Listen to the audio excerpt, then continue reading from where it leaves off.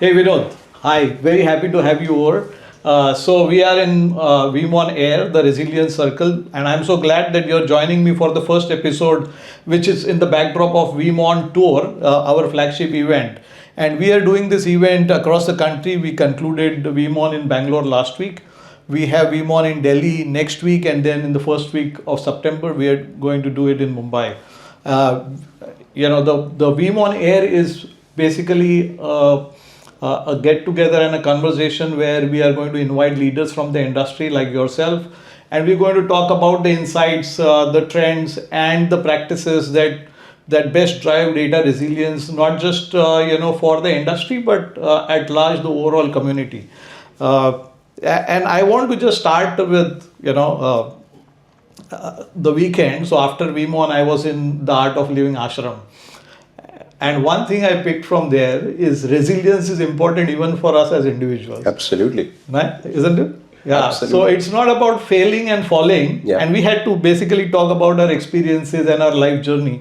It's not about failing and falling, but it's about how fast we are able to get up and recover and then get moving. And I think that is very important for the Indian business context as well.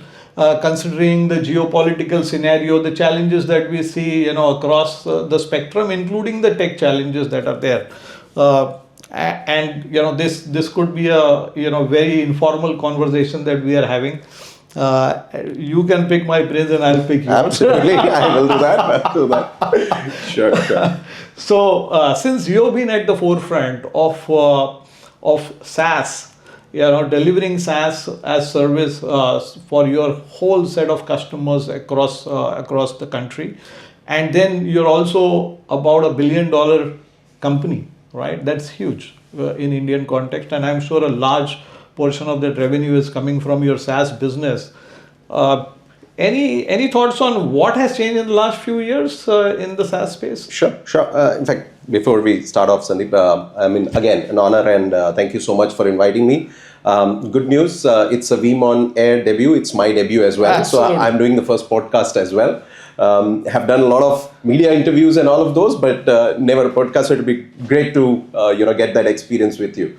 And you touched a very, very, very important topic, something very close to our heart, because the genesis of Noventiq in India has largely been around this whole wave of SaaS, right? Because when we set up base in India, our two big priorities from a perspective of what we wanted to do was, one is to change the game in a traditional transactional business by getting into a little bit more consultative selling. And when I meant transactional business, those days licenses were sold as licenses. Yes. There was absolutely nothing to think about in buying a license. Yeah. So we had to put a thinking behind that whole selling cycle. Yeah. And the second thing was, making it a different type of a sale where it is not one time, but it is something that keeps adding up. And those days, organizations were really not jumping into the SaaS bandwagon.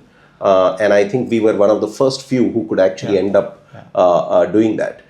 So that's the reason why it's very close. Coming to specifically what you mentioned around the last 3-4 years, what has changed? I think, and I specifically have to necessarily look at it from a comparison with what has happened during the start.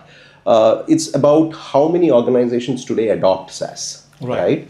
Both in terms of a range, which means which all parts of the IT buying cycle or IT scenarios are being tackled by SaaS solutions, as well as the depth at which they have gone. Right. So we used to clearly measure something called as adoption in those days. Yes.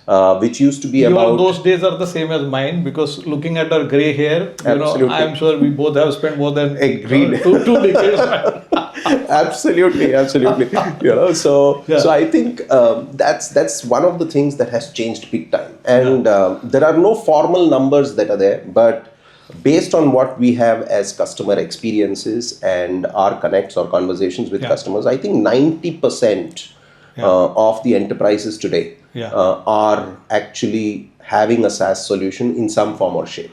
right? That's and very widespread adoption. Absolutely. And if you go up towards the enterprise, core enterprise, I will not be surprised that it will not be one or two workloads. They will Yeah. be probably at least 60 to 70% of their IT estate Right. would have had a SaaS touch Right. in it, Right. right? And that, and I want to really understand from you as well, because you've spent, so much of time Yeah. within organizations, both on the data space and, recently with Veeam as well.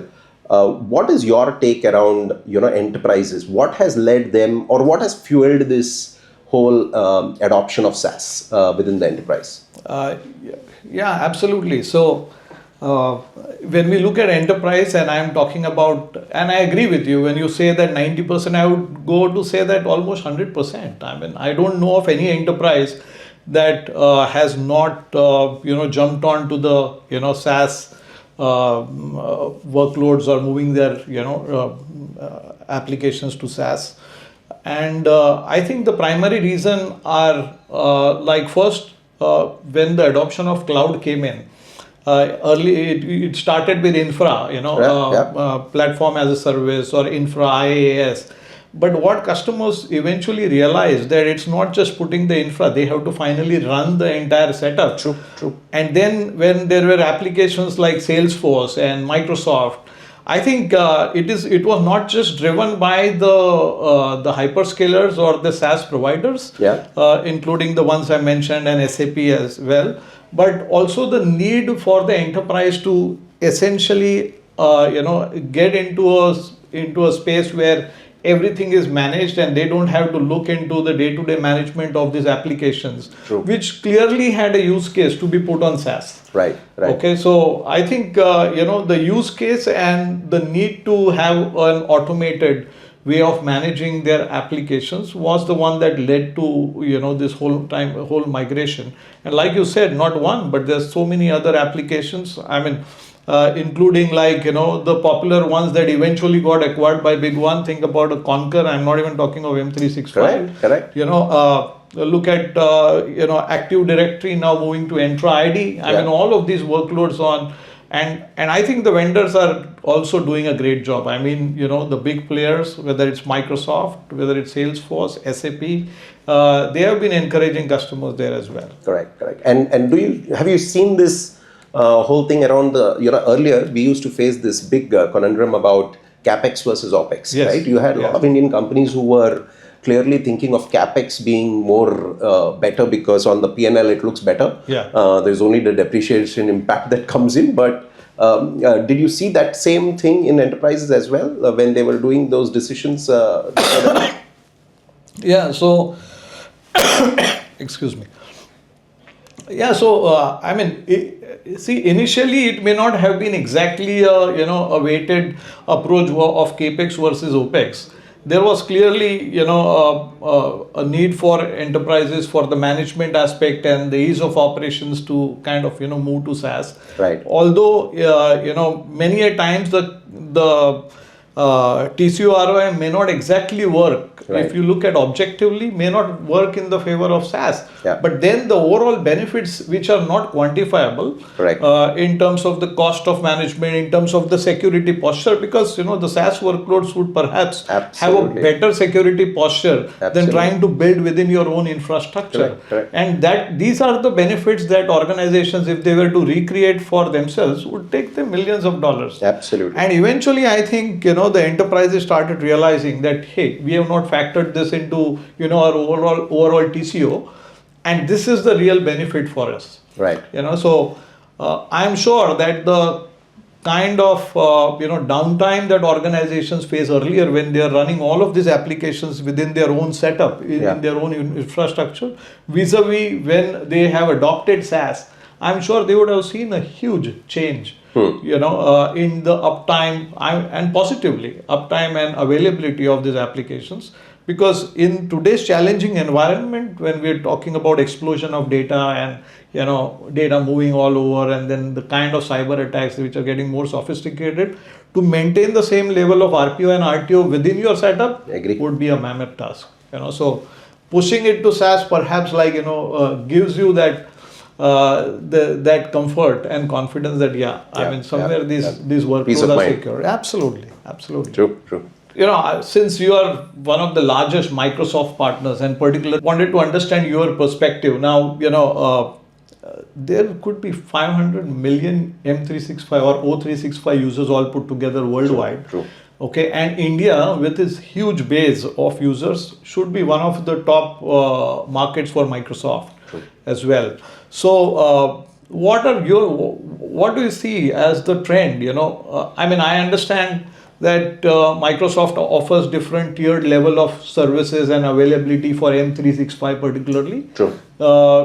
You see a change in how customers are looking at M365 for protection and availability, or what are customers thinking of? See, I would say there are two types of customers, Sandeep. If one is the well-informed customer, who would probably be now thinking about which data resiliency platform should I look at, or would be, as Veeam has this whole DRMM, the maturity model that is there, they would be at some level in that whole, game. But there is a whole set who still have to realize that it's not that data is the responsibility only of the service provider, right? In this case, Microsoft. It is absolutely a shared responsibility. So customers still don't understand that? They have to be educated? Still there is a little bit of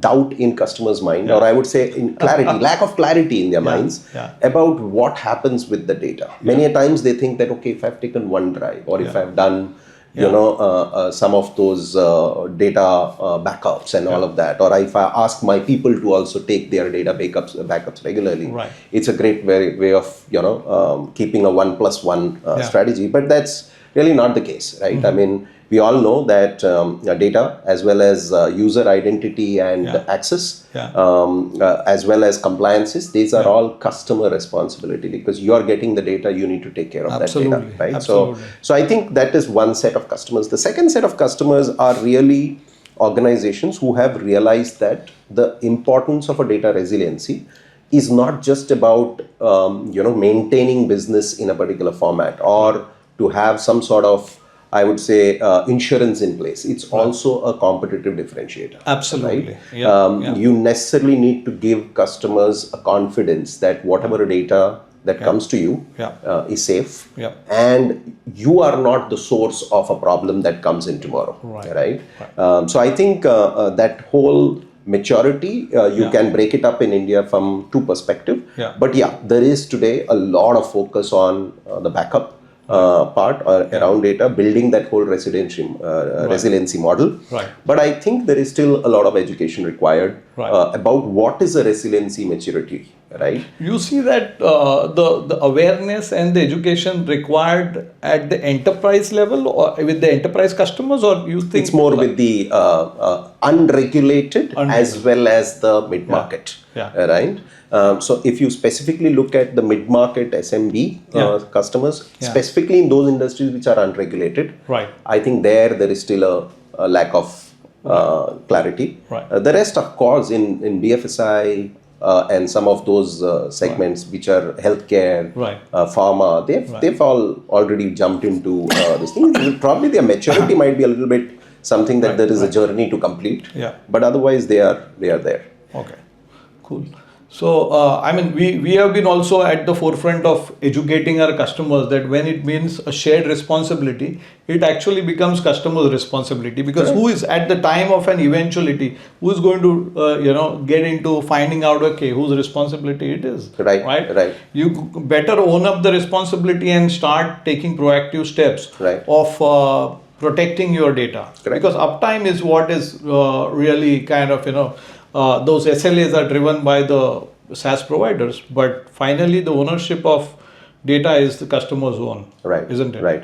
Yeah. So this is a change that that we do expect even enterprises to kind of be aware fully, because my experience has been, yes, the velocity, the commercial businesses, yes, there is a lot of education needed. But enterprises who have tiered level of services with the SaaS providers, may feel that perhaps a long-term archival or litigation hold could help secure all the information. That could be true still for only a section of the users. Correct. Not all users in an enterprise. We have companies like with hundreds and thousands of employees, right? Correct. And think about the mailbox. You can't have the same level of data protection mechanism for everyone's with the SaaS provider. Correct. That's where I think the ownership is entirely on the customer to really protect that information. Correct. And to second to that also, Sandeep, one more aspect that I've realized, and this is when we realized when even we did a lot of M&A in India, right? We did 4 M&As while we were growing. I realized that in an organization, there are many changes that keep happening when data's importance becomes different. Right? An organization that is going either into an IPO or getting into an M&A would necessarily be susceptible to a lot more of data attacks as compared to a company who's at rest, who's probably just doing business as usual. But when that happens, it's the IT team that should also realize the fact that right now I'm more susceptible to data attacks rather than in that other thing. So, that time that maturity model or the ability of realizing where could I take the data resiliency. I'm not saying that we were aware about all of this. When we actually went through that is when we realized that it is really, really important to know, about where you are in your business cycle to look at that whole data resiliency part. And you are saying all the right things, Vinod, because the data resilience maturity model that we are advocating to our customers actually helps them measure what is their level of maturity versus the best in class. Correct. And by the way, we had some very insightful observations and inferences from the research that we did. 70%, and I gave this example, where my kids, when they were studying in school, they would go for an exam, and I would then, once they come back, I would check with them how was the paper, exam नहीं, हम लोग तो paper ही बोलते हैं, कैसा रहा paper, and my kids would say, Dad, fantastic. And then, you check with other friends and kids, around them. Oh, great, terrific. And then by the time you get the mark sheets, right?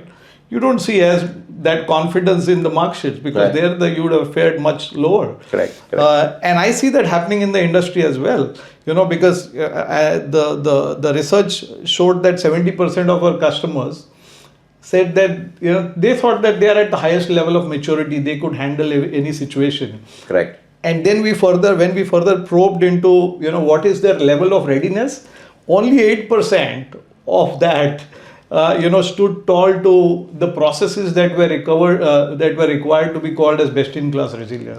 That huge gap is what is creating the vulnerabilities. Absolutely. And I think you guys are doing a great job on the whole DRMM part, which is at least educating customers about what you should do. Thanks for that. So, we have come a long way. Although our partnership is new, I am so glad that we've always worked in some way or the other, and we've known each other for a long time. And I was super excited, when we decided to partner together, to look at how do we help our customers, particularly the SaaS customers, M365 customers, to protect their data, which is important. And I think, the timing is perfect. Correct. Today, even if you look at the geopolitical situations and the threats which are coming from AI and the bad actors having access to the best of AI capabilities, I think there is a great potential to the partnership. Correct. In helping our customers. Any thoughts there? Absolutely. In fact, when you look at Noventiq as well, there are 2 priorities that we essentially work in the market. One, what we call as transformation, digital transformation, because that's a priority where organizations are using IT to transform and to become more competitive, grow better. But the other part, which is nowadays getting more precedence over growth, is to first protect the base, right? Because there you get your whole cybersecurity part, you get your data protection, you get everything within that priority of an organization.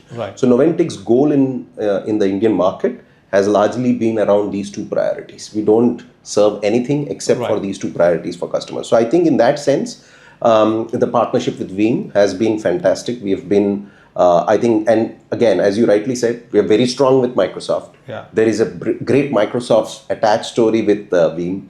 There is a lot of Microsoft is heavily invested in growth of Veeam as well. Yes. So all of those makes the stars aligned for us to partner and us to deliver, to the customers a joint solution. But at the same time, I think the other market forces that are very important for us to realize is the fact that, I always say this, even when I meet up with the Microsoft folks or with any of the tech vendors, is that India today is getting increasingly formalized, right? Yeah. Everything, right from raising capital, where you see all these IPOs and all of those things, to, the government's own push to regulate industries, right? I will not be surprised tomorrow, for example, if Make in India, will get even manufacturing under some form of regulatory thing, not to impede business, but to make it as a competitive differentiator, right? For example, just imagine if we were to be known in the globe as a Make in India alternative who has who's giving a data sovereignty as a utmost important to the customer, That's a huge comparative edge. Exactly. Specifically considering whom we get compared with, right? Absolutely. Versus that, we'll be really a leg up. So I think with these two priorities, it's like this is the market to be. This is the place for us to be. And I really want you to tell me now, Sandeep, about when you look at Noventiq outside India, right? When you look at us as a partner, how do you think we can go and address the market together? Yeah, I think, great question and very insightful comments, Vinod. So, I look at this partnership having a huge potential, particularly because there are a lot of synergies that exist between our business models and even our partnership. Correct. So while Microsoft is invested in Veeam and, we are growing this business of M365 backup and Entra ID, and then we are, all of that is kind of at the back end, powered by Azure. In fact, we are also helping customers, put together some of the best practices of the industry, which is keeping an immutable copy on a vault, which is part of our Veeam Data Cloud offering. I think the synergies really stand out because we protect, 23.5 million users of M365 of Microsoft, worldwide. Wow. Okay, and that is almost 1/3 of the, total protected base of M365 users. So that's huge. Right? You are the foremost partner for Microsoft in India. And if we look at our GTMs, I think we are doing a great job in covering the market. So if I look at, and I'm talking about all these synergies that exist. Today from the GTM standpoint, we are reaching to every nook and corner of the industry and the geography as well. The solutions that we have to take to our customers are the ones that are pretty democratized. So if we look at certain capabilities like, continuous data protection. True. Simple thing, okay? But always accessible to enterprise, and this today we are making available for the smallest of the companies. True. Lot of these offerings are going to come on cloud, VDC. And you have a huge base of customers across the country. I think, a large set of customer base is going to benefit from our partnership. One is in terms of creating the awareness, understanding of why data protection is so important, because I am sure, the smaller customers still have to be made aware about it. And then how to go about implementing these guidelines. Correct. Or this need of, availability. And I'll also bring in the dimension of compliance here, just to your point, whether it is the DPDP Act, correct, or whether, certain has certain recommendations on how do organizations behave when there's an attack, and they have to report these attacks, within a stipulated guidelines. And then we have so many companies doing business outside of India, which they need to follow, whether the FTA guidelines, GDPR, and so on and so forth. So I think our job as partners, while, could be doing business together, I think a bigger responsibility that we would be sharing is about educating the customers to prioritize data resilience over, a lot of other initiatives that they are taking. Right. So, and I'll give you an example. So I was attending, a Gartner briefing session. They're talking about the top 5 investments that, enterprises are going to go with in the next 12 months. And 4 out of them were related to AI, Gen AI, and the use of AI as part of, business operations and, some strategic things that, and use cases that organizations would, look at. But one of the topmost of this, the one single, I would say, of these 5 priorities was about cyber and data resilience, cyber security and data resilience. So, and I believe that, unless and until we have our data in control and safe and secure, can we run any AI initiatives? Absolutely not. I think somewhere, this responsibility is on us. Jointly to take to the market, and I think that we got to prioritize data resilience. Okay, of course AI is critical, important, it's going to drive long-term strategic benefits for organization, but on an immediate basis, data resilience is going to be not just important but urgent. Right. Okay, because if you have your data intact, safe, secure, protected, recoverable, then you can embark any initiatives, launch transformational journeys and so on and so forth. I think that's what we can do absolutely together. And there are a lot of things that the market is any which ways pushing in terms of waves that are coming in on the tech part. I think you're right. I mean, education to customers is really the main one. And that's why I also mentioned about the whole protecting the core, right? So very true. Yeah. So talking about the road ahead now, I mean, just kind of a peek into the future. Right. Your thoughts on trends in SaaS and AI and, the workload protection. What do you think is going to happen? So I think first and foremost, there is going to be a lot of push on AI. But before that push on AI happens, and today, when we speak to customers and we ask them about AI, incidentally, their first question is that, we are not too sure about what happens with the data, right? But where they still have lots of budgets, right? Provision for AI. For AI, but, they are still thinking what happens. And suddenly here or there, you would start suddenly seeing some news that comes in. Like, for example, 3-4 days back, there was certain which said that if the DPDP Act comes, using AI models will not be considered completely compliant. By enterprises. So there are data fiduciaries, which are the enterprises that are going to be there, and then there are data processors, right? Now, as per DPDP, they are going to have a sort of a agreement, which covers everything right from data sovereignty to all of those things. What happens when an AI model comes is still not clear. Right? Obviously, they are using, data center capacity, which is considered to be compliant from a data perspective. But AI models are not just that way, because you have a AI model marketplace. And then there are one of those models that are going to be used for heavy AI, which would mean that it again does not necessarily mean that you're covered by just one data processor, right? So I think all those things will come, which will fuel customers to start thinking about what happens with data. And what you're saying is right, that before that, we need to tell them that, look, you also need to build that resilience, in your budgets to be able to take that whole data resiliency framework ahead. So I think that's the direction that I'm seeing. Right, absolutely. And since, I think we are a long chat, I think we could go on and on. Yeah, absolutely. Doesn't seem like the first one. Yeah, exactly. So maybe I'll kind of, now just switch or flip this discussion around, and let me check with you on your thoughts for the viewers or the audience as to how do you think, what do you think, at personal level could be your message around resilience to, the audience? Yeah. I like the way you started it off, actually, Sandeep, when you said that you attended Srishi's session. So, I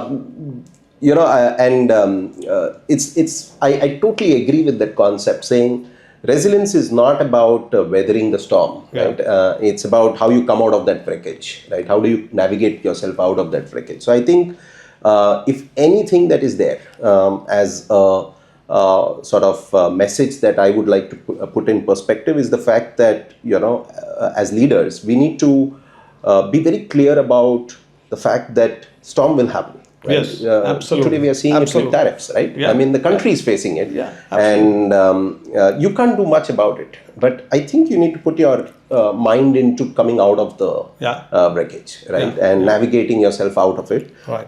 And for that, I think as tech leaders, if I were to look at it from an organization that you lead, is about creating a organization structure that is flexible. Right. Flexible, that if a storm comes in, you know how to react and how to come out of it at the fastest. Absolutely. If you're a tech leader who is doing investments on tech, build an architecture that is flexible, that is able to not have vendor lock-ins, not have too much of dependency on one specific area of this thing, and come out of the four situations. So I think if my message of resiliency is there, it would be this. I don't know whether you agree. What's your thoughts? I absolutely agree with you. What you're saying, and it's about how do you bounce back eventually. And I think that's also personally it has been a life lesson for me. And a story or a movie is always created. You can write a story only when you have ups and downs, right? That's when the audience is going to find it interesting. If you just have something going linear. Even a straight line means that, right? Exactly, So I think, my life lesson has been about using failures as stepping stone to success. Right. And that I believe is important for not just individuals, for any organization today. And I think the whole effort that we are driving, and we are going to drive this together, is about helping understand the importance of resilience. For organizations and for the country. You rightly pointed out, we know what's happening. So at the country level, there is resilience which is required and important for us to be a superpower by 2047. If we're talking about a $20 trillion economy, and that needs to be attained only after it can be attained only if we take certain steps. For the corporations as well, because the sum has to be bigger than the parts. Absolutely. And so there is a responsibility for each one of us to protect our own data. I would say that is our individual data safe today? That's an important thing that I would say important for the audience as well to kind of recognize the importance of resilience at the personal, at the corporate, and at the national level. Sure. And I'll conclude with saying that we have pledged ourselves to this whole mission of cyber surakshit and a Viksit Bharat. Wonderful. Okay, and the objective is simple.